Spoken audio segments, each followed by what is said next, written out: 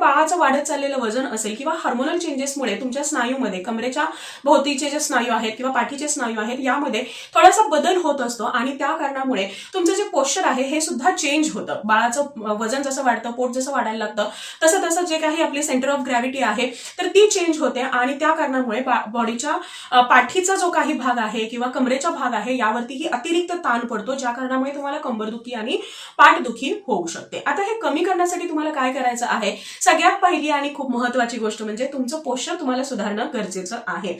जरी तुमचं पोट वाढलं असेल तरी सुद्धा तुम्हाला अगदी पाय बाजूला करून किंवा पायाचे पंजे वाकडे करून चालायचं नाही. तुम्हाला चालताना नेहमी तुमचे पायाचे पंजे हे सरळ ठेवायचे आहेत आणि शक्य तेवढं ताठ चालण्याचा प्रयत्न करायचा आहे. दुसरी गोष्ट म्हणजे तुम्ही बसत असताना नेहमी तुमच्या पाठीला आधार देऊन बसायचं आहे.